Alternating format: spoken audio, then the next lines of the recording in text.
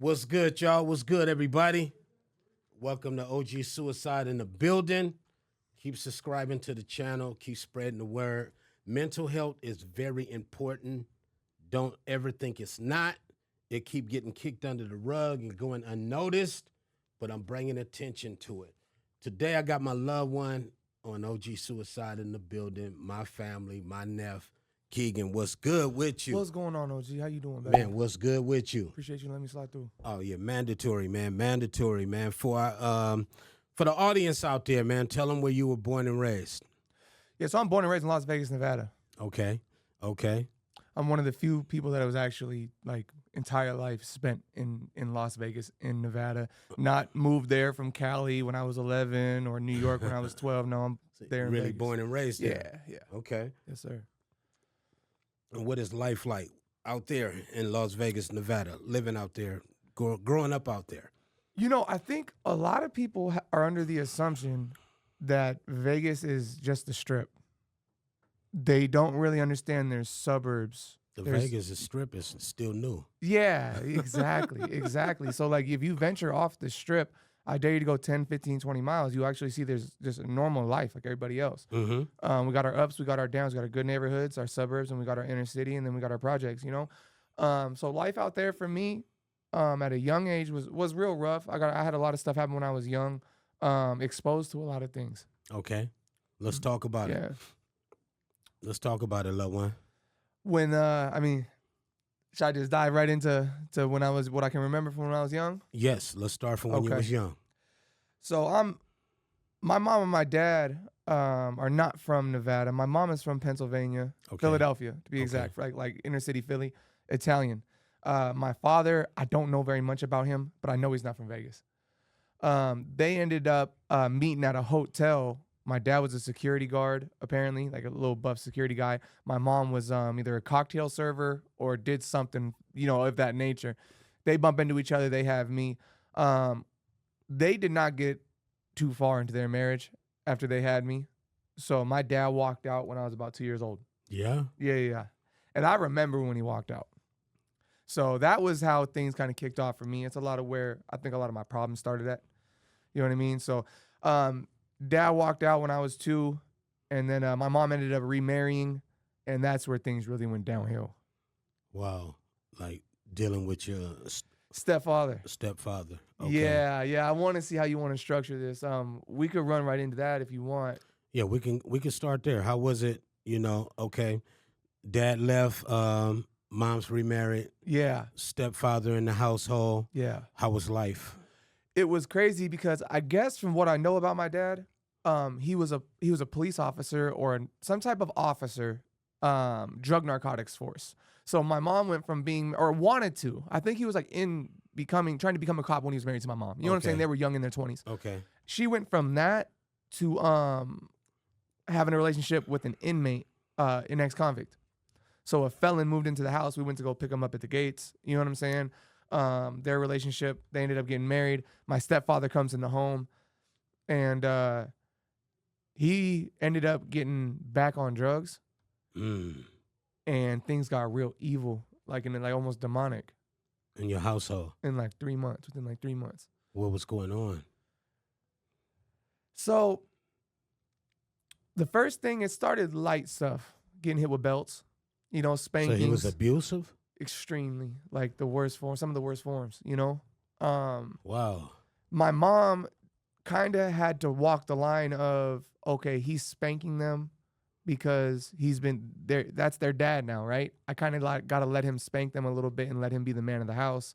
What the hell? Yeah, so he would spank us, you know what I'm saying? No big deal at first. But then once he saw he could get away with kind of like just hitting us with belts for no reason, it got real bad. He started doing things like covering my face with pillows. My mom's at work. Yeah, my mom's at work, and I'm claustrophobic, and he knew that. So when I was like 4 or 5 years old, he's covering my face with pillows, and then pulling it off at the last second. I'm turning blue. You know what I'm saying? Yeah. And that it went from spankings to pillow coverings to one day we walk into my mom's room. My mom's at work this whole time. Okay. She doesn't really know what's going on. Okay. And I'm too young to express to her what's happening. My brain at that time can't process the trauma. Yes. So I'm just absorbing it. not even complaining. So one day we walk in my mom's room and he goes, you know, you were your dad's favorite. And now that me and your mom have a new baby, there's not enough space in our family for you. For you? For me. So he pulls out a 38 snub nose and puts it in my mouth. Yeah. How old were you? 5. And like, bro, like to have a gun put in your mouth. At you 5 know, years old. just weird. And he starts dry firing it. Click, click, click, click. And then he'll put it away. And then the next day he told me, you know, your teeth are all bad. You need a shot. He grabs, you know, those Tylenol for kids. Like you pull the medicine out, like the Tylenol pusher. You know what I'm saying? He put a nail on the top of it and pretended it was a needle. And he made me open my mouth and he started pinning my gums with like a rusty ass needle, bro. Like trying to scare me, tell me I was gonna get this big ass needle in my mouth. So he just started playing with my head. You know what I mean? Like just torturing me. And you couldn't express it to your mom? I don't know why. I just like maybe it's because I was scared of him. Scared? I was probably scared of him, and I probably just like you hear a lot of stories about people coming out with abuse later on, especially when they're young, and they're like, "Why didn't you tell nobody? Why didn't you tell nobody?" My brain just didn't think to say anything. I just figured my mom has to know. Maybe you know what I'm saying. Maybe I'm just thinking that like I deserve this. Maybe I don't know. Why would you deserve that? You're a kid. At How 5 can a years kid old, deserve a gun in his mouth? That's and imagine a 5-year-old trying to. Imagine that. That's what makes it him sad. Trying to suffocate you. Yeah. Do you think he had a personal thing with your dad?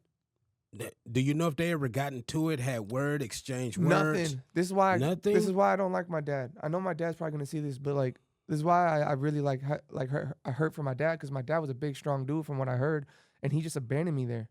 Like he never came to check on me, nothing. So they never really got into it because he was never around. Because are you? But you're saying like, are you 100% sure he abandoned you, or was it just? The mom didn't allow. You know, there's always two sides to every story. Well, I'm gonna tell you this. Have you ever talked to him? Yeah, I talked to them both. My dad had reasons. My dad definitely had reasons. He didn't want to put up with the fact that my mom. It hurts when someone divorces you, right? Then they're gonna leave and marry an inmate. That's stressful on a father. Then you're gonna move. You're gonna leave me, take the kids with you, and marry an inmate. And he was like, you know what? I can't deal with this. And then I don't got money for child support for them. So you know what? He signed an adoption off to the stepfather. So like he signed y'all over in court. He to signed the us over to a stepfather? felon, bro. And listen, I once you hear my story, you're gonna understand that I also am a felon. But like to just drop your kids off with some random dude that just got out of prison and sign the rights over just because you can't deal with the mother is wrong, bro. So to me, he abandoned me. Wow. You know what I'm saying? So it got real bad, man. Like some of the worst stuff that ever happened was he would leave us. You know, in Vegas, it gets up to like 110, 112, 115. Yes. Me, my little brother, and my sister were being left inside of a 1980-something Cutlass, a brown Cutlass. We got left inside this Cutlass outside of casino halls. It's 125 degrees in the car. She was a newborn. I'm sitting there watching my little brother and sister die slowly in a hot car. And this would happen a few times a week. And how was your little brother? My little brother was a year and a half time. younger than me, so he was 3. I'm just watching them bake. They're crying in front of me. You know, like they're tearing up. He just left y'all in and the he just car. left us in the car. And you got to think I'm 5. I don't know where to go get water. I don't know what to do. I was told to sit in the car or I'm going to get beat. So I just sat there and just watched them suffer, man. You know what I'm saying? That would happen. I watched my little brother and sister suffer like that. And then one day we get back to the house and this one I realized it had nothing to do with me. He was just sick. My little sister's a newborn. He reaches in the car. He pulls out the baby seat, puts it on top of the car. I come from around the car. I look at him. He pulls it up above his head and dumps my newborn sister flat onto the concrete. Splat. Yeah? You hear the body thud. And and then he picked her up and shook her as hard as he could until she woke up.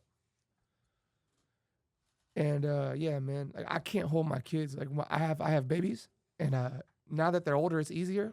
But I can't hold babies anymore because I'm traumatized. At first, I thought I was going to do it. Like there's something wrong with me. I kept thinking about babies getting slammed into concrete, and then I had to remember, oh yeah, you saw a baby hit concrete like that. That's why you imagine that. There's nothing wrong with you. It's just dude. You're from that dude. Wow. So I couldn't hold my children when they were young because it kept bringing that up. You know. Yes. So he tried to kill my little sister right in front of me. paramedics came, and he just said, yeah, she fell out of the chair and you know what I'm saying? I And didn't. how were you at the time? You were still This 5? is still 5. It was a good like 6 to 8 months that this happened to me. Almost a year, about a year. Just tortured. Just pure torture. He would tie my great-grandmother down to a bed. My great-grandmother had dementia. She had Alzheimer's. And he would tie her down? He would tie her down because she would try to leave the house because she thought that she was in her 20s again. You know, people with Alzheimer's. She wants to go meet up with her cousins and go hit the town in New York. Because I told you my mom's side of the family is from Philly in New York. They're Italians. They came off the boat. You know what I'm saying? In 1898. You know what I mean? From Napoli. So he's got her tied down, and he's saying it's because she's going to run away. But he's really torturing her, taking her medicine. You know what I mean? Popping all her pills. How long did you deal with this? About a year straight. And they separated? What ended up happening was he beat me so bad one day. My mom came home, and she finally saw like it went too far. Like I don't know. So it took that long for her to realize it. Yeah, because he was really good at hiding marks. He never really left too many marks. Think about it. You put a pillow over somebody's face and suffocate them. There's no mark. There's no mark. If I'm not telling her that he's drowning me, you know what I'm saying, or suffocating me, how does she know? Putting guns in my mouth, no mark. Dropping my sister on her head, that was an accident, right? Leaving us in cars, there's no real marks. We're dehydrated, but there's no real marks. Well, he messed up one day. You could have died. Oh, we could have died multiple times. Multiple times. He would hop the wall and leave me. I had to take care of my little brother and sister alone. Like me and my little brother and sister don't have a great relationship, and part of my resentment for them is because I took care of y'all when you guys didn't even know. Like, it wasn't for me, I don't know if they'd still be alive. Well, why y'all don't have a relationship? As we got older, we just went our separate ways, and we just can't be around each other. I don't know why. Well, it's just bad. I mean, there got to be a reason. You protected them as much as you could. Yeah. Do they know? Did you eventually tell them what used to go on? Yeah, I've tried to. I was always told not to bring that stuff up. Don't talk about it. You're living in the past. You're not living in the past. Yeah, I was never allowed to tell my truth, OG, like, to be honest. Wow. So your mom's told you to be quiet? Stop, She pretty stop much bringing it up. Hushed you. She told me, stop bringing it up. You're living in the past. You need to move on. So I just kept it So inside. what if you'd have died? Then you would have died, and he would have lied about how I died. how you died, how your siblings died, and you know his life would have went on. Yeah. You know, and it's like my mom is an incredibly great mother, and I think that the pain that she has from the decision she made for that one bad year haunts her to this day.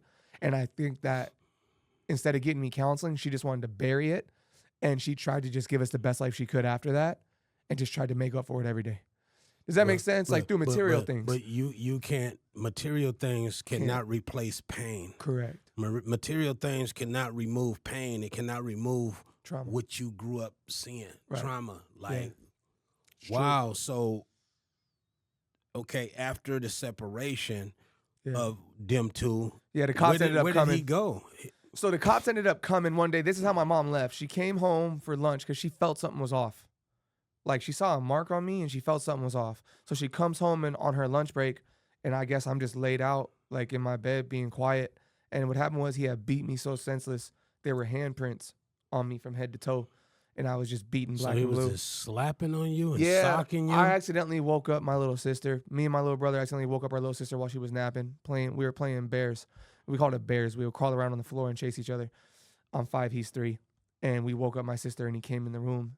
And I'll never forget that day. He held me down. He got on top of me, full mount, knees on my shoulders, put his hand on my left arm here, and just beat me.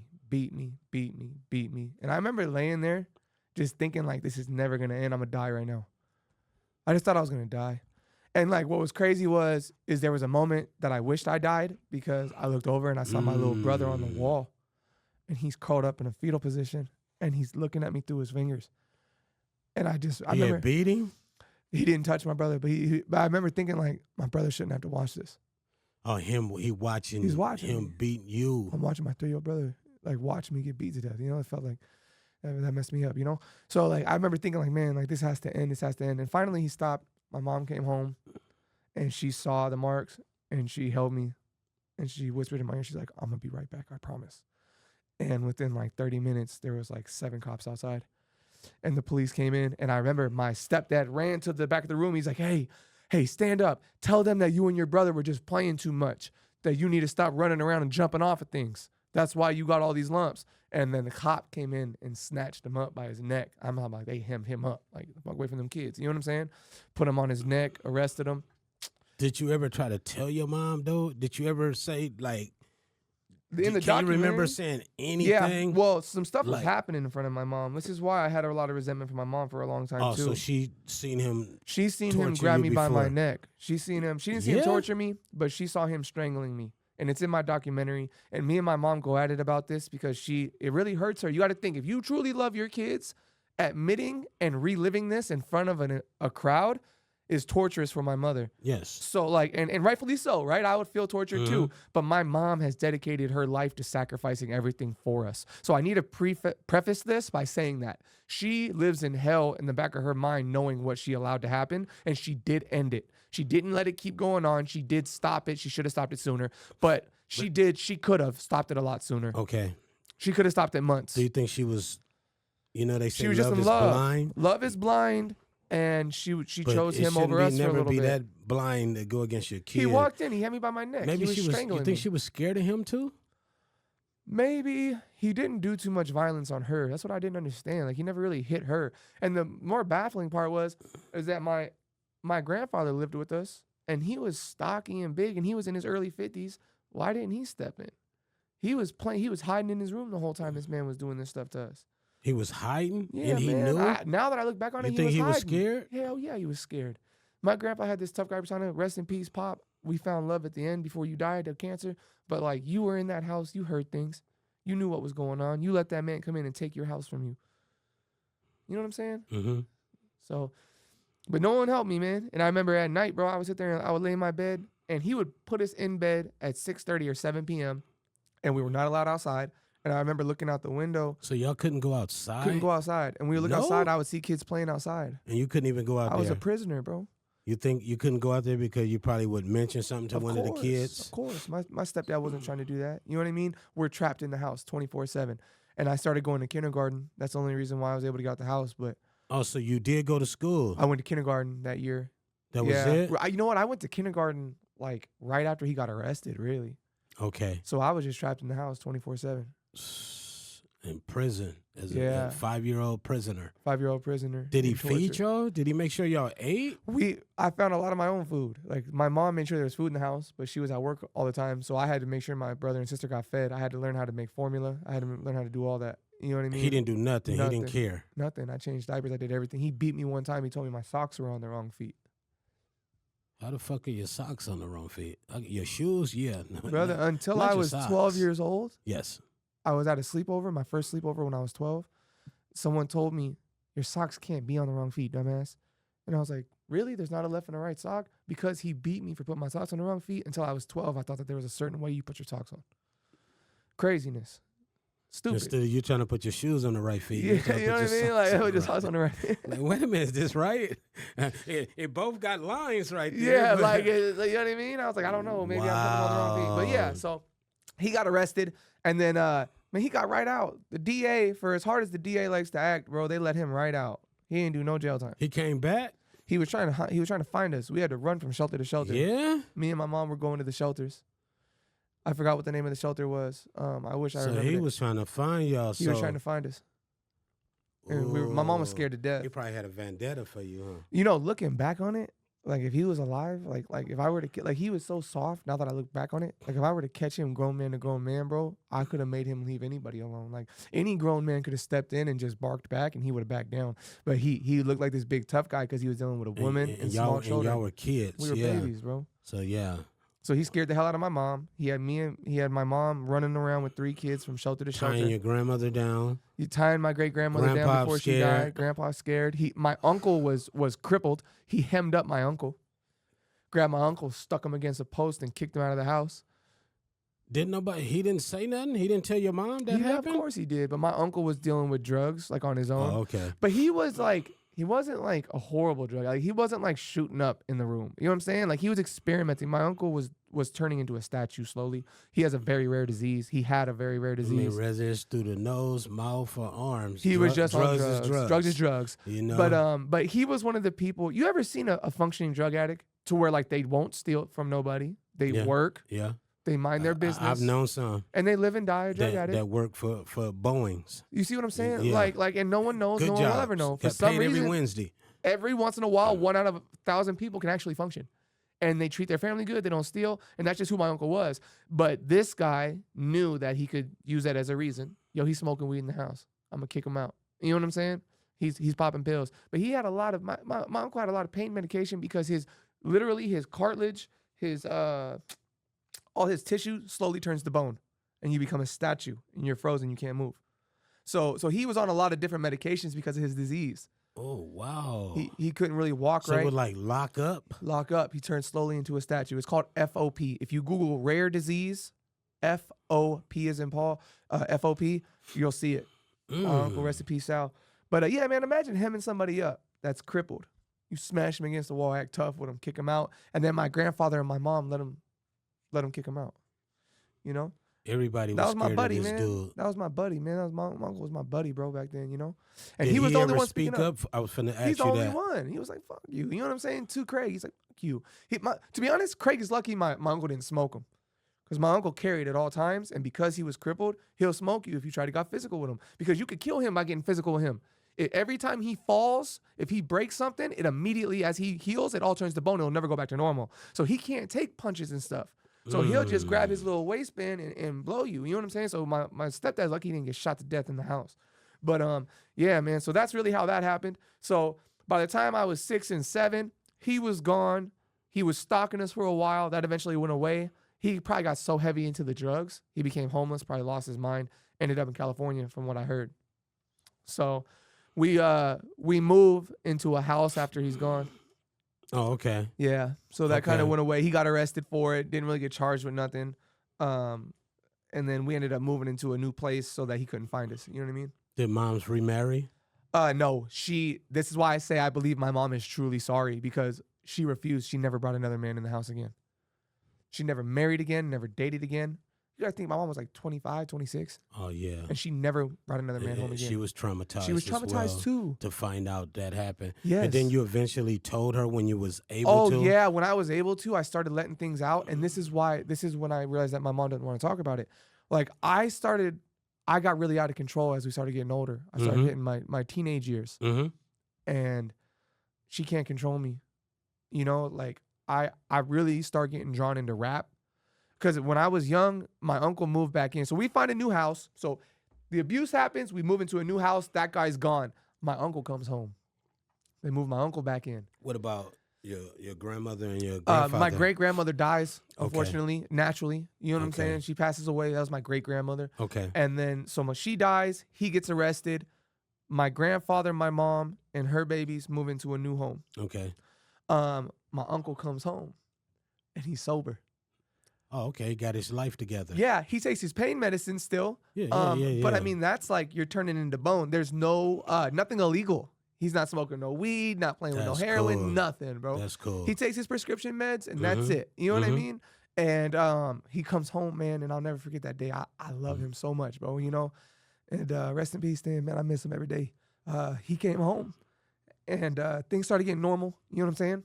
And kind of another form of abuse started kind of flowing at that moment. Yeah?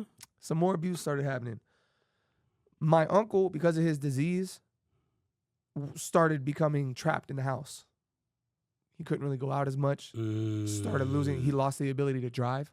And he was really into car shows. He loved speakers. You know, the 90s, it was cracking with the subwoofers. Yeah, all that. You know, the bass. Remember the bass albums? Power drivers, Alpine system. Alpines. Oh, yeah. You got to have an extra car battery. Kickers. The kickers, everything. yeah. You know what I'm saying? The monster caps. You know what I mean? He had all that. And he had the 90-something Cutlass. You know what I mean? Like, so we would go to shows. So when he lost that, he was alone. And he couldn't find a wife. He couldn't have kids because his disease would be passed down to his children. So he started keeping me in the house. So basically what would happen is I would go to school and I was not allowed to go anywhere after school. I had to come straight home, do my chores, do my homework, and help him clean. And he would find any reason, him and my grandfather, while my mom's at work again, would find any reason to lock me in my room. Damn, why would they torture you? I guess because they was tortured? I don't. You think it rubbed off on them? I think because my uncle was trapped in the house. I think like I said, he just started naturally trapping I'm me just in the saying house. from like your stepdad, you think it rubbed off on him from seeing it from You know, so long? I don't think so. I think No? I think my grandfather was just like a bad person. Just a bad person. He didn't care about nobody but himself. And He they was just selfish. narcissistic. Mm. And they just started like they would just lock me in the house. Like it was just easier if I couldn't go outside. What about your other siblings? They kind of they were so young, they were naturally in the house, but they never really got grounded. Because of what happened to me, because I was traumatized over here with the abuse, I started showing behavior. I was in no counseling, no therapy, no nothing. Right? So they just like, oh, he's lying. He lied about locking the door. 2 weeks in the room. Oh, we caught him sneaking out the room. 2 weeks in the room. And my grandfather and my uncle were raised that if you're grounded, you're grounded to your bed. But I know you was old enough to let your mom know this time. And she knew. She knows. I'm locked in my room for months at a time, a month or two at a time. No social life. Go to school, come home. All my friends are having sleepovers. And again, I'm looking out the window. I'm grounded for the entire summer. For what? Well, he lied to us. About what? Yeah, about what? Well, he was taking quarters out the jar so he can get snacks at school. 2 months. And when I hear him coming upstairs, I have to go in my bed and pretend I'm under my covers or I get another month. And that was like the next 2 years of my life. So it was just solitary confinement. Wow.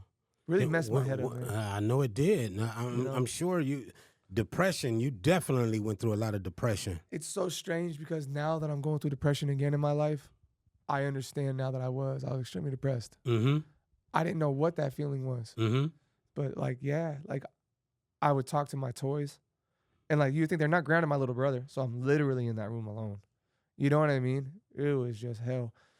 What do you think they had personally against you? Nothing. I think they were just bad people. I don't know. It seemed like something personal. I know. It don't seem like way. just I felt like nobody liked natural. It just seemed personal. It did. I felt like nobody ever. I felt like, and to this day, I feel like you were a threat to them. Was you mean? Did you had a smart mouth, or did you used to talk back and talk? Not really. Like I didn't cuss at nobody. I mean, I lied a lot because I was scared to get grounded. Okay, so they would catch you, but 2 months for a lie, like stay your ass in the corner for a little bit, but like here, 2 months, like, come on, man, 2 months, confinement to because your room. It would end up being 2 months because I would lie about, did you lock the front door? Yeah, I locked it. They would go check it, it's unlocked. You're grounded for a week. Oh, why are you sneaking out your room? Because I've been in my bed for 7 days. I'm 7 years old. I need to move. Bed sores and shit. Yeah, like I need to move. Like what the hell do you mean? Like I'm in the bathroom playing with water because I don't got nothing to do. They took my toys from me. And I'm playing with water in the bathroom. 2 more weeks. No TV, nothing in your room. Because I think back then there were no TVs in the kids' room. TVs were big, bulky, expensive. You know what I'm saying? Yeah, it was in the living room. Everybody everything watched was in the living together. room. You had to come to the living room. Everybody watched it together until it was time to go to bed. Exactly, man. So, you know, like, I just felt like they didn't like me. I felt like, damn, like nobody likes me. And Kids what at did your school mom didn't used like to me. say? Nothing. She would just go along with it, let it happen. Yeah, it was messed up, man. It was messed up. She felt like, well, he needs to be straightened out. You know, well, whatever. You guys are watching him. Straightened out for what? Look at the hell you just went through. Yeah, you went through torture young. So, no, he need mental help. I need to see a psychiatrist. Yeah, I need to see a doctor, man. Really. I need to see a counselor. And I started doing bad in school because the kids at school didn't like me. I was socially awkward because of everything I've been through. You stayed to yourself and was just quiet? And when I did try to talk to people, but at the same time, I always wanted to be the center of attention. So I started rapping in that room. Okay. You know what I'm saying? I started rapping at 7 years old inside that room. That's the one thing that I was allowed to have was school supplies so I could do my homework. So I would write stories and try to make it rhyme. And at this time, the Slim Shady LP just dropped. My uncle got a lot of CDs. He was a CD king. He had every album. You know what I'm saying? Racks of albums, and he was heavy into rap. He's the one that got me into rap. Okay. And I would sneak into his room when I was grounded, you know what I'm saying? Grab little CDs. And I remember seeing on the news, Slim Shady LP was getting stomped on and burnt because he went so far. You remember that? Like they hated Eminem when he first came out. You know, it was so controversial. So I stole that. I brought it with me to school. And the homie was like, listen, let us burn a copy of it. Like, you know what I'm saying? Like, you got the Slim Shady LP? Like, so I let all my homies burn copies, and all I did while I was grounded in that room was on repeat. Slim Shady LP, Mace, and Big Pun, over and over. I had the Mace and Big Pun was in the tape deck, a yellow Walkman. You know what I'm saying? I'm dating myself here, bro. In the 90s, I had my yellow Walkman. That's all I would do is write raps and listening to Mace, Big Pun, and Slim Shady over and over and over and over. And that's how I passed that solitary confinement time. You know what I mean? But it really screwed me up for school, trying to engage with people. And I was very timid because I had just gotten beaten so much. I was scared of physical contact.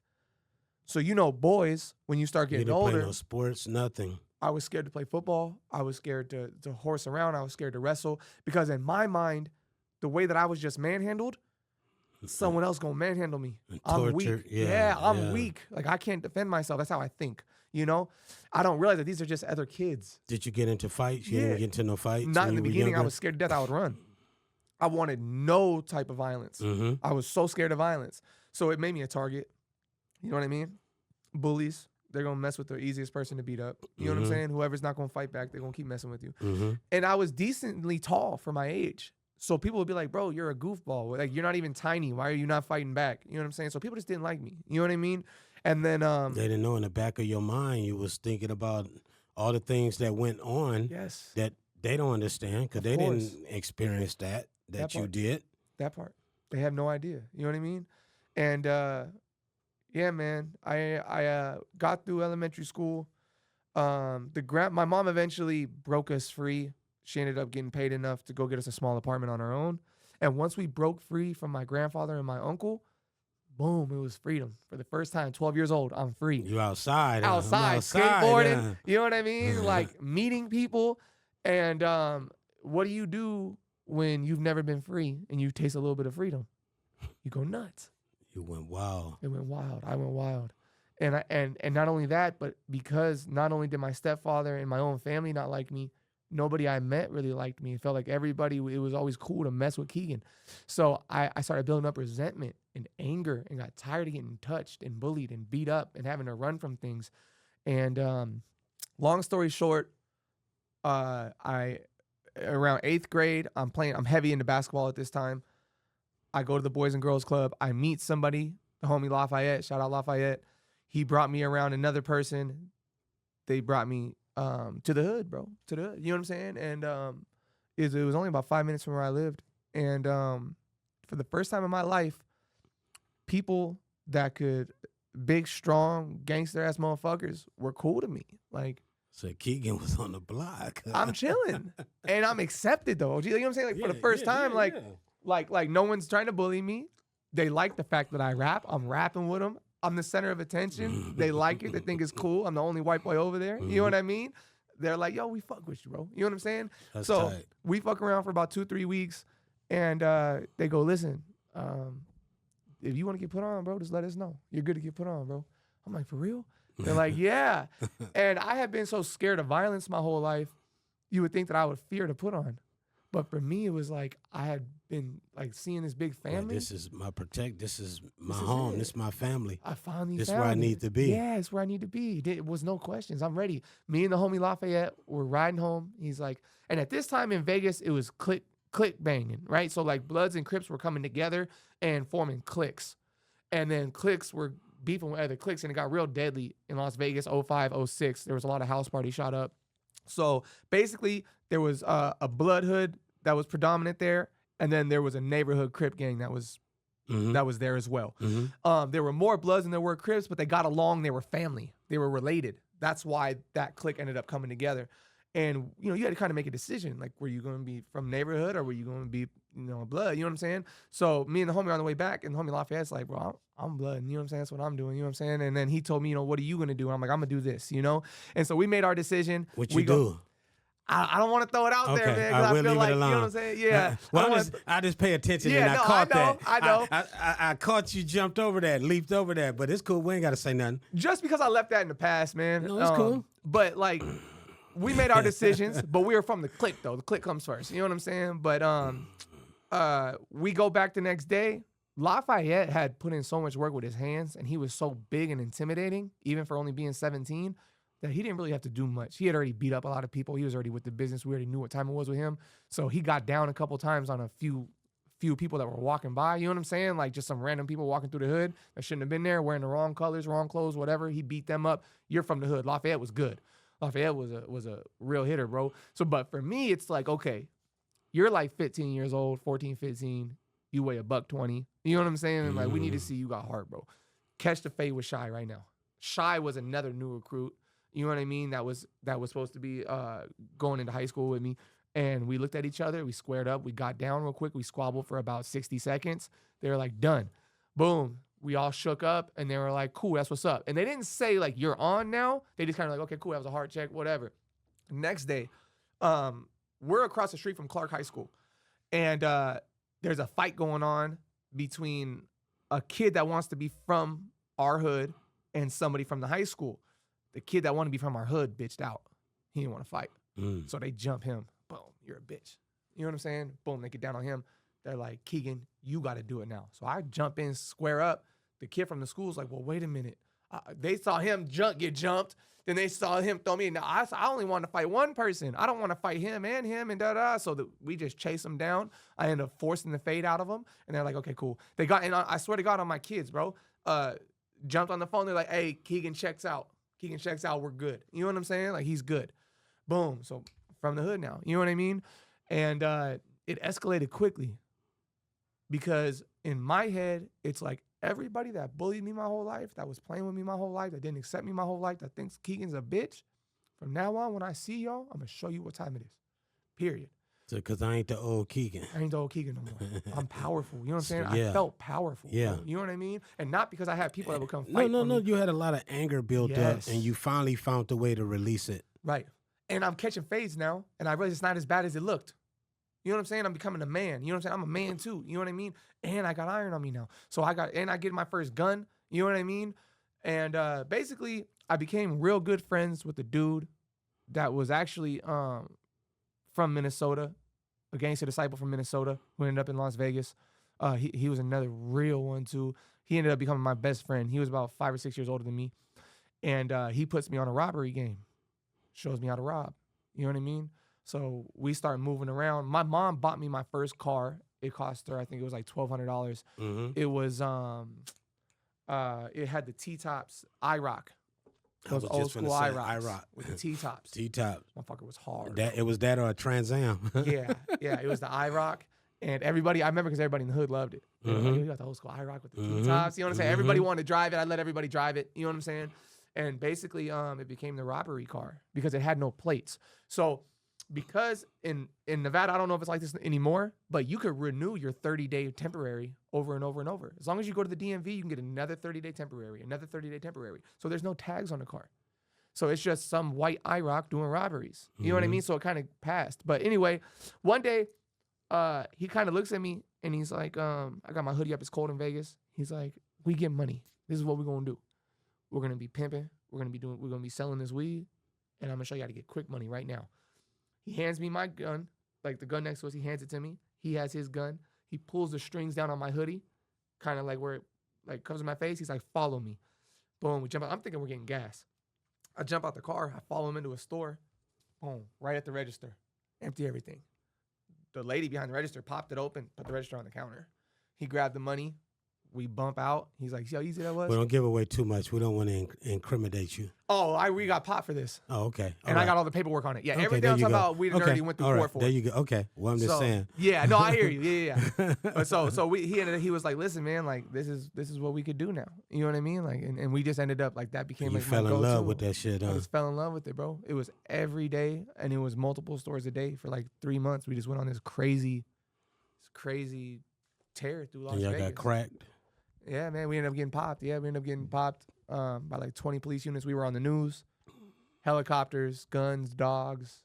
I was facing like, I don't know, man, something stupid, like 80 or 90 years in prison. You know what I mean? It was nuts.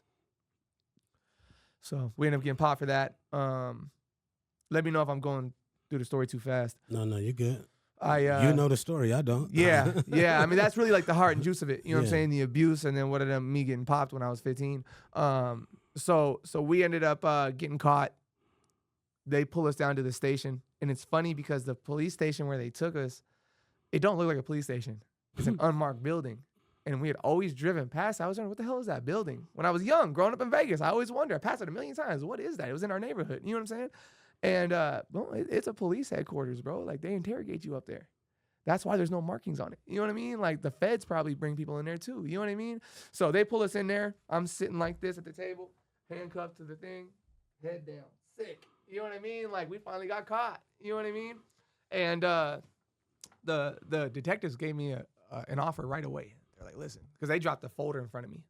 They had me sitting there about 2-3 hours, tried to break me. They walked in, boom, hit me with the folder of evidence. It's like this thick. It's just pictures of me walking in the stores, robbing the stores. And they're like, the detective goes, pick a card, any card. And I was like, what? He's like, pick one. Pulled a piece of paper, my face, robbery. Pulled another one, my face, robbery. I'm like, damn. You know what I mean? So I'm like, that's not me. Put the papers back. I'm crying. I'm scared. I'm crying. But I'm not finna talk to you, you know? And they keep trying to press me. I'm like, I want my mother. They had to stop. If you're under 18, you don't just have to ask for a lawyer. If you ask for a parent or guardian, they have to stop questioning you. So he's like, listen, he's like, you want your mom? That's fine. We can't ask you no more questions. But the man in the room over there is an adult. He's 20 years old. You're 15. He's already got child endangerment for bringing you along in this.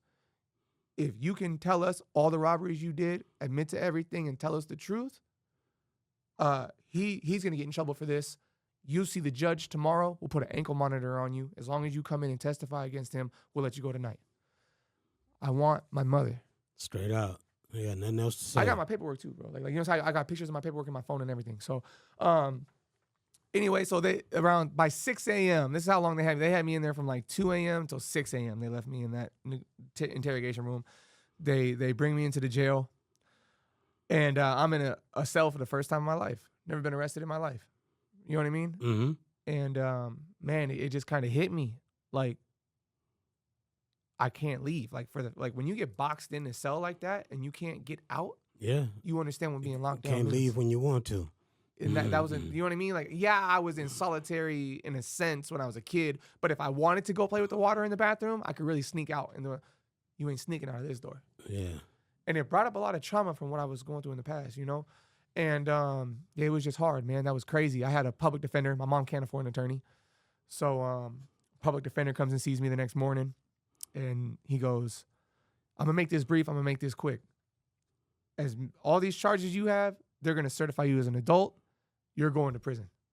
You know what I mean? You're not going to be in the juvenile system very long. The Metro is going to come pick you up and take you to adult county. Mm-hmm. And just so you know, on your 16th birthday, while you're fighting this case, if you choose to fight it, you will be in general population. Takes his folders and walks out. And I'm like, oh, shit. It hits me like, damn. It got bro, real. my life is over. Thought my life was over. So we ended up fighting that. What a lot of people don't know about juvenile justice system itself is when a juvenile, say you murder somebody, there are certain laws and requirements for certification. Yeah. And you murder somebody, automatic cert. Attempted murder, automatic cert. Rape, automatic cert. There's just a kidnapping, automatic cert. I had discharging a firearm within a certain feet of individuals. I shot the gun off in the store when I was robbing. Assault with a deadly weapon. Anyway, I had all these robbery charges with use of a deadly weapon, all this stuff, but none of it was automatic certification. Mm-hmm. I towed the line, but no one got shot. I didn't directly shoot at anybody, so there was no attempted murder there, and there was no kidnapping. So they didn't automatic cert me.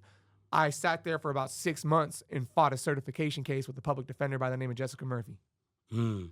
And she goes, listen, I understand you don't want to testify against your Cody. And I said, no. I said, I do not. I will not. You know what I mean?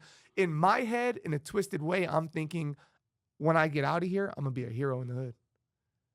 This is what happens. I wanted to be a gang member. I'm going to be really official now. Mm-hmm. I'm going to go do some time. I'm going to come home. It's going to be a party.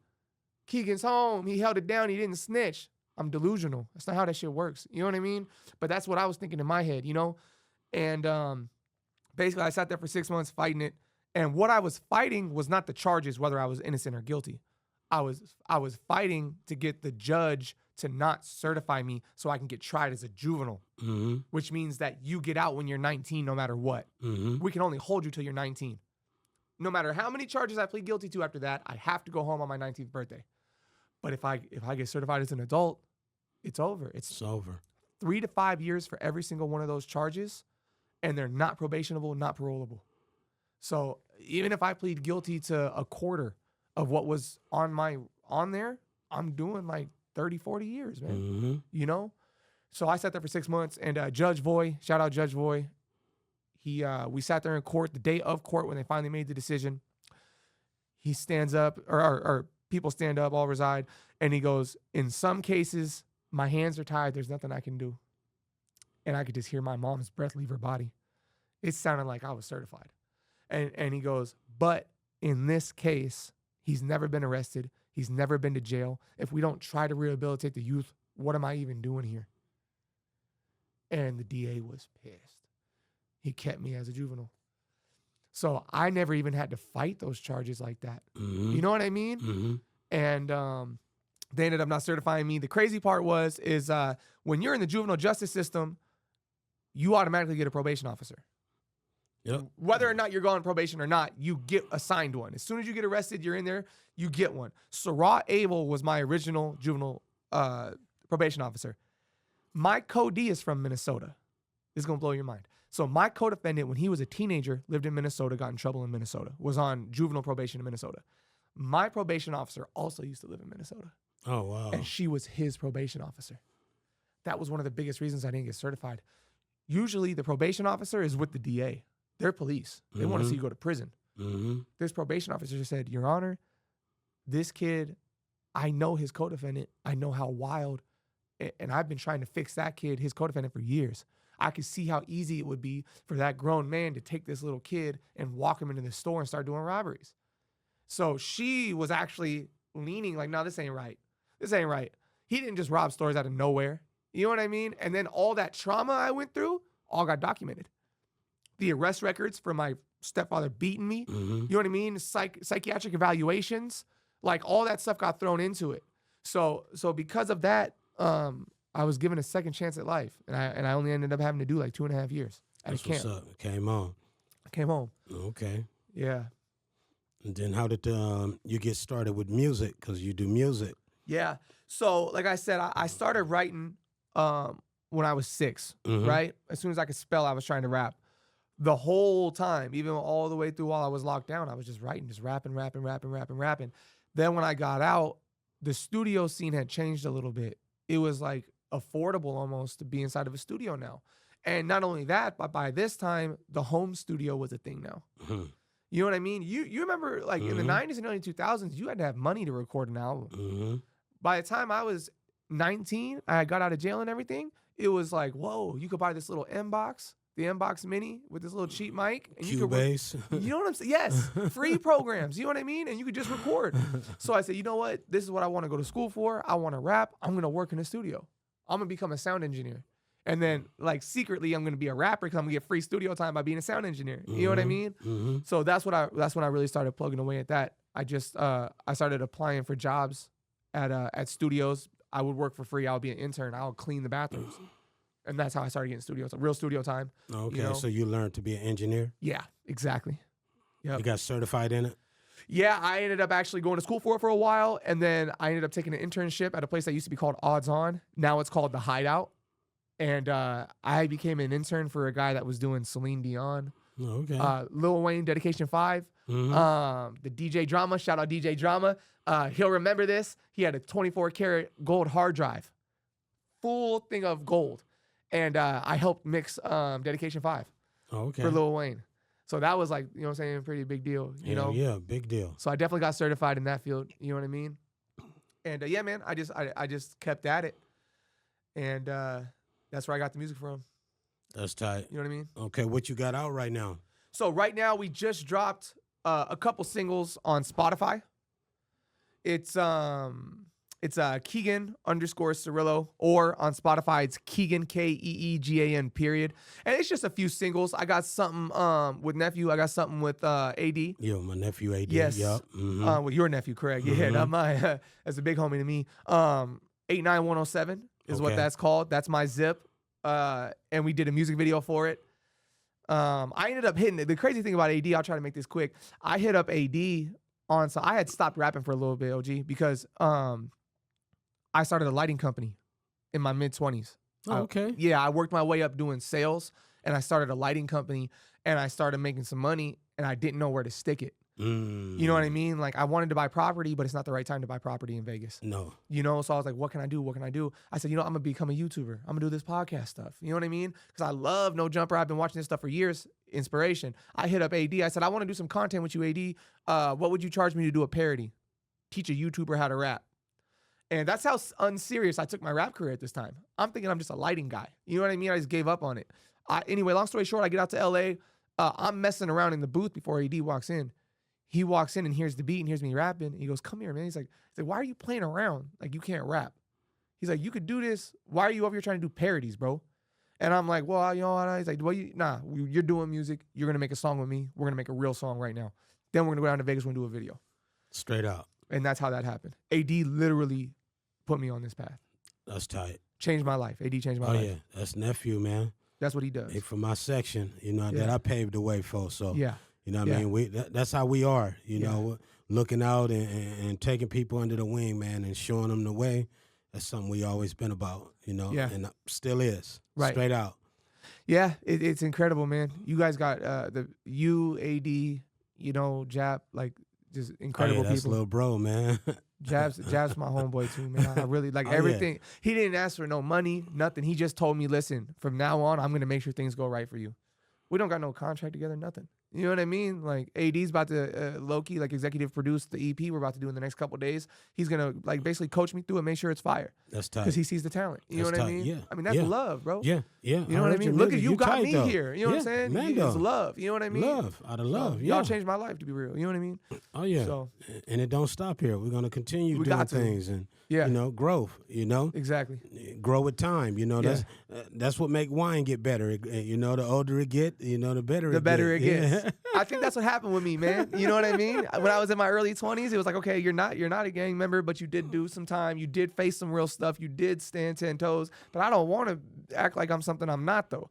So it was like I didn't know what to do with my music. You know what I'm saying? Mm-hmm. I'm not going to play this shoot 'em up gangbang shit because that's not who I am anymore. But now, at this age, at 32, it's like, man, I done got babies.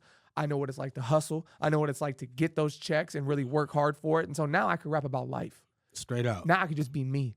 That's right. You know what I mean? So that's right. That's why we found music now. That's right. And you got, what's the single you got out right now? So it's 89107. Okay. And that's out right now with the video. That's out right now with the video. And then there's something called Our Home. And that's common spelling Our Home. It's also on Spotify. So Keegan, Keegan period, and then type in Our Home. That one's a banger. It's crazy. It explains my life, kind of what I'm going through, love life-wise, what it's like to love somebody, you know what I'm saying, and lose them, you know. And then we got the one with AD, man, and that one's crazy too. AD went crazy on that. Oh yeah. What's next for you? So right now, tomorrow we're jumping right back into the studio. We got 16 hours worth of work to do with AD. Over top of us, we're gonna be back in the studio dropping our first real EP. Okay. And then we're gonna be doing some visuals for that. And then we're just gonna keep trying to jump on the marketing. We're gonna keep trying to be with the OG Cuicides. We're gonna holler at Sharp.